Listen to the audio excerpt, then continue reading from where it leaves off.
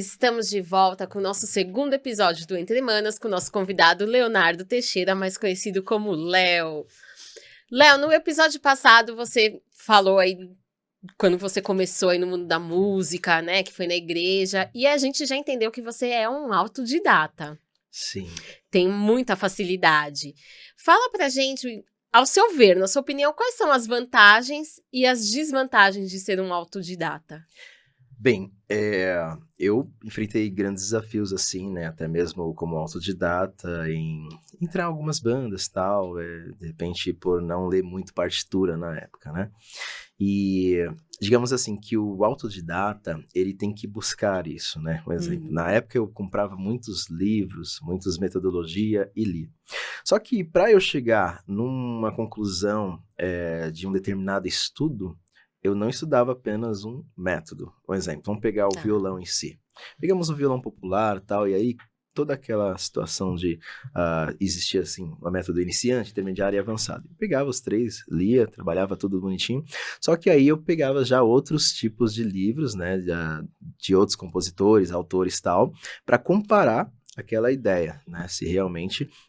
né, digamos assim, se realmente estava ali, né, dá para concluir a ideia de que aquele assunto, aquele determinado estudo, batia com isso. Então eu fui juntando as peças aí. E eu digo, um quebra-cabeça, né, e é um grande desafio, né, o autodidata, ele precisa ter uma disciplina, né? Ele precisa ter um segmento, uma rotina de estudos, e isso foi difícil para mim, né, fazer esse tipo de rotina de estudo. Então, todo dia eu, assim, precisava estudar algo, sim, mas tentando avançar sempre, né?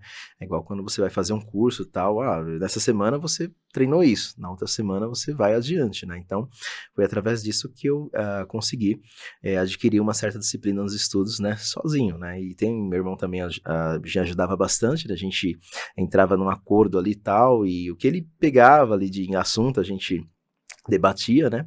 Tinha até uma maratona em casa, às vezes a gente lia bastante livros na época, e esses métodos de músicas também, a gente também fazia essa parte de maratona. Eu, meu irmão e minha irmã mais velha, os três, né? Que a gente nós somos em 8, né? Então, assim, a vantagem de ser autodidata é essa questão de você correr atrás, você ir à luta. Então, eu saía de casa, ia para o centro da cidade, na Casa Amadeus, que tem até hoje, né, nas Irmãos Vitali, Casa Manon, ia nas bancas de jornal. E aí, quando saiu os métodos com CD sonorizado, nossa, eu fiquei muito feliz, muito contente, porque você, além de ler e tal, tudo, claro, na época eu pedia auxílio pro maestro e tal, tudo, e com a sonoridade você conseguia ouvir o que estava ali no livro, né? E aí foi indo, eu passei em outras lojas também, tinha aquelas fitas cassetes, né? Muito legal. Que quando dava problema, né, tinha aquela coisa de ficar, né, acho que enroscava. Que aí pegava a caneta e pegava a caneta. A fita, né? Nossa, gente. Muita gente entendedores sim. entenderão Então, que é isso, entenderão, né? Pra quem teve tal. vitrola, né? Que tinha a vitrolinha. E eu comprei uma fita cassete que eu lembro até hoje, né? Do Wesley César, de blues, né? E a minha, digamos assim, que tinha fita e tinha uma apostilinha pequenininha lá, tal. Eu falei, nossa, que legal, vem com a apostila, tal, aquela coisa toda. E aí eu colocava, né, no meu aparelho lá, e às vezes vinha aquela parte meio que enroscando, azul, depois ficava normal. Falei, nossa, graças a Deus ficou normal. E para voltar, por exemplo, passou um assunto, e para voltar aquilo, como é que fazia, né, na época e tal? Aí tinha que retomar tudo de novo. Mas o que me ajudou bastante foi essa parte, depois da fita, né, cassete, com a apostila, na qual eu consegui, de repente, assimilar melhor. Com os livros, as metodologia e a igreja ajudando ali sempre, né, tocando, orquestra, coral, sempre ali naquela mesma rotina de sempre, né, tal, tinha um horário específico para coral, tinha um horário específico para orquestra, né, para o grupo, de repente, da mocidade e tal, e aí foi quando eu comecei a juntar, né, essas partes aí das minhas metodologias, né, e às vezes ensinava também para as pessoas que tinham dúvida, parece que está faltando um determinado acorde, aí eu ia lá, né, pegava o ouvido, esse aqui é um acorde meio diminuto, é um acorde alterado, é diferente e tal, do que a gente sempre toca normalmente, então dava essas ideias, né, e essa vantagem de ser um autodidata é isso, né, e a desvantagem é você estar, de repente, num lugar e lá exigir de você algo, né, um diploma, alguma coisa assim, uma formação, aquilo, tudo. E eu digo assim, né, eu estudei bastante essa parte de sozinho e tal, como autodidata, e teve uma vez que eu tava numa certa escola de música, né, e chegou um rapaz, e me viu meus vídeos no YouTube e tal, e viu, cara, eu fiquei louco com seus vídeos tal, você ensina a técnica vocal do blues, do soul, do black music, e eu fiquei 4 anos na faculdade, cara, e eu não aprendi muito sobre isso e tal, e aí ele mostrou o diploma dele, né, tal, tudo. Aí eu falei, cara, e aí ele falou, isso aqui eu dá até vontade de rasgar, parece que foi tudo inútil. Quando eu vi seu vídeo, eu falei, não faz isso. O que você absorveu de conhecimento lá é onde a gente vai fazer uma somatória, porque música não é música, né? E você vai abranger mais seu conhecimento através disso, né? E aí foi quando foi um caso atípico, assim, eu dei essa aula para um cara formado, né? Na verdade, e eu pensando, um autodidata, se ele realmente tiver disciplina, um certo segmento, uma direção e sempre tá ali estudando e tal, né? Buscando, ele pode avançar um pouco mais, né? Porque às vezes você vai numa faculdade, você tem que escrever realmente o professor pede, isso é muito bom, né? Ali, aquela coisa, rotina, tem que passar, aquela coisa, TCC. Mas em certa situação, digamos assim, de você se avançar mais, você acaba ficando um pouquinho mais à frente, né? Assim, de algumas informações que às vezes é meio que ocultas, né? Porque eu via dizer antigamente que assim, nem sempre os professores vão passar tudo que sabe, os conhecimentos. Os segredos. E eu sugava isso nos métodos, eu comprava muito, em casa tem um estoque muito grande de metodologia. Eu guardo, tem uns que até meio que amarelinham, acho que eu tenho que jogar fora. Não, isso são relíquias. Relíquias. Não podem ser jogadas fora. Vinis também, tem bastante vinis na época da vitrola, né? Então, então meu pai que tinha vitrola. O nosso primeiro 3 em 1, né, que tocava LP, cassete, rádio, nossa. Acho que é de 87. Nossa, era um negócio prata, assim. Enorme, aí né? tinha aquelas aquele negocinho da frequência, a frequência, né? é verdade. Ele ficava assim... Gente, não, e quando arranhava, ficava aquela coisa. Lembro que o pai, ele escutava jogo de futebol, né? No rádio. Realmente. E aí, às vezes, realmente arranhava bem na hora do gol, assim, sabe? Nossa, isso já e quando passava. quebrava a agulha não, da vitrola, nossa, que você tinha que sair correndo. Pra comprar outra, né? Tinha que repor lá perto ali. de casa, até esses dias ainda existia a Zapa Discos. Eu lembro que assim, a gente adorava passear lá nas... E era uma lojica minúscula, né? Sim. Mas quando quebrava a agulha da vitrola, a mãe saía correndo, o pai saía correndo. A gente não ficava sem música em casa. Então sempre tinha que estar correndo para comprar nova agulha. Eu falo que eu já tinha essa visão meio de playlist desde criança, que eu adorava comprar fita cassete, aquelas fitas da BASF, de 90 minutos. Sim. E gravar uma música de cada disco, gravar a música do rádio, porque eu queria ouvir as minhas músicas na minha sequência. Exatamente, quando não gravava do rádio. Então, tipo assim, vai entrar música tal, ela, silêncio, que eu vou gravar a música. Deixava pronto ali pra gravar, já né? deixava Porque senão... no esquema ali o play e o record apertados. Nossa, gente, tanta coisa mudou. E depois naquela época do Discman, você teve aqueles Discman? Mas aí já era uma coisa mais pra frente, mais pra frente, né? Depois disso parece que... o Walkman. Walkman, isso mesmo, é o Walkman. Comia uma pilha, nossa, em 2 pilhas você conseguia ouvir o lado A e o lado B de uma fita cassete. Sim. Agora eu fiz uma análise de quanto somos pré-histórica. Nossa, a gente usava, né, esses aparelhos, né? E hoje em dia tá tudo em mãos, né? Você tem tudo no celular. Você pega o celular ali, já entra no aplicativo. Moderno. Mas olha, eu vou te falar, a Patrícia sabe bem disso. Eu aderi ao Spotify faz uns 3 anos só. Eu tinha um apego com as minhas músicas. Eu tinha todas as minhas músicas, tipo 6.000 músicas em pendrive, no computador. Eu tinha uma necessidade. Eu tenho todos os meus CDs até hoje. Tamanho meu apego com a música, né? Uau, isso é muito bom. E faz 3 anos só que eu uso Spotify, dá até vergonha de Eu de também foi pouco assumir. tempo também que Me eu uso o julguem. Spotify, mas... Hoje eu amo, eu sou a louca da playlist, acho que eu tenho umas 40 playlists Tem um diferentes no Ficou Spotify. muito fácil também, Sim, né? A gente ficou. escuta música ali e tal. Ficou. Se é inglês, vê a tradução, ou se você já entende, já traduz na É, hora, é. e etc e tal. Você muito acha legal. muita coisa ali, né?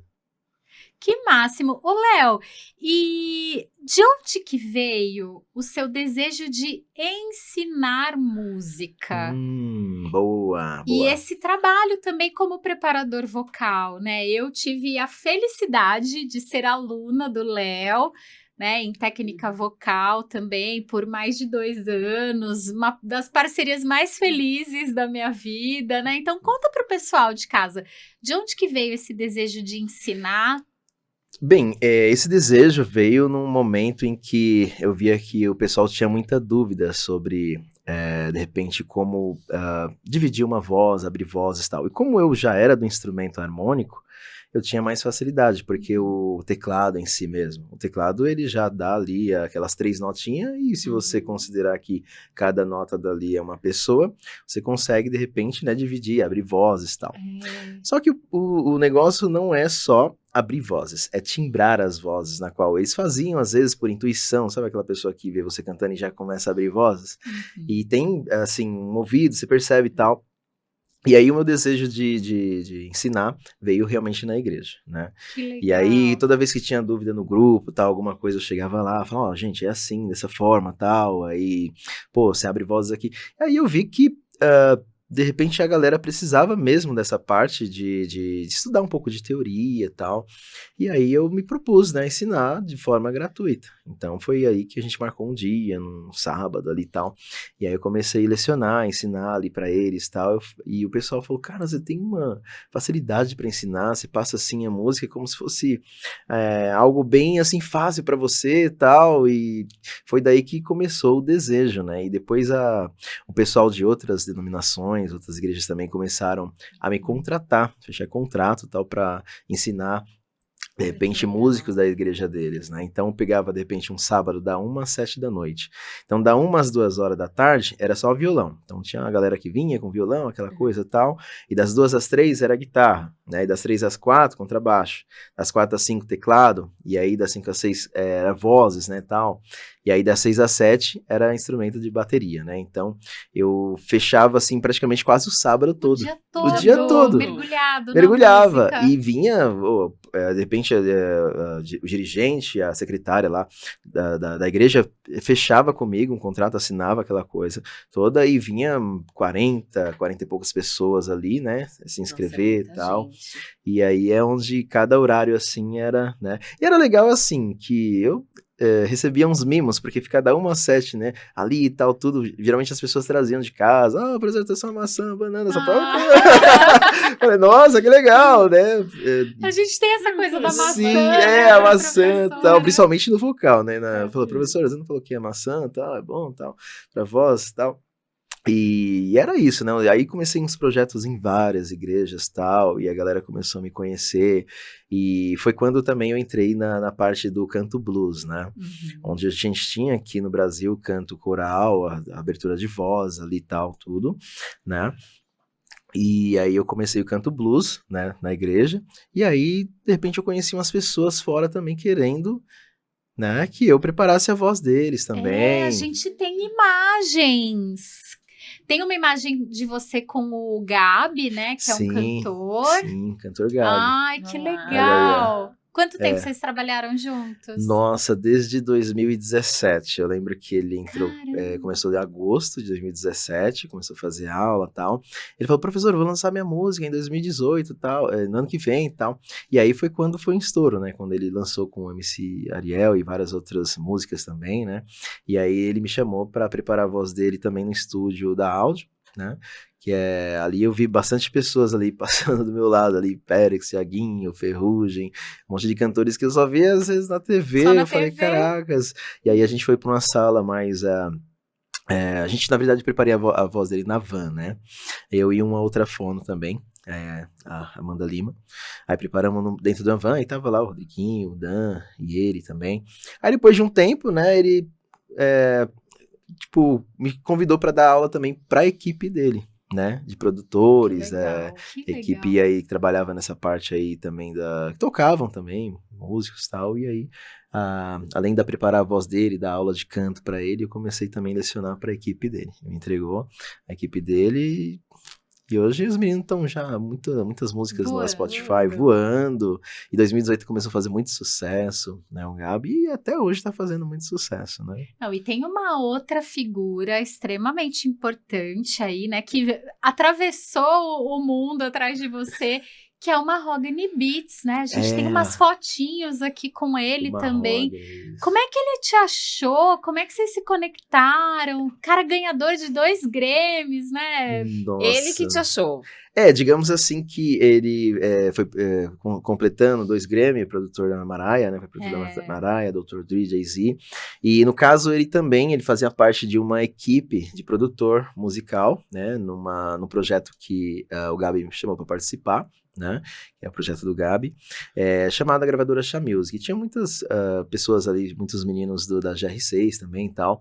E aí tinha o coach, né? O psicólogo, onde dava incentivo para os meninos também. Uma equipe multidisciplinar, né? E tinha fonoaudiólogo, produtores, marketing, tinham bastante. E eu como professor de música deles, né?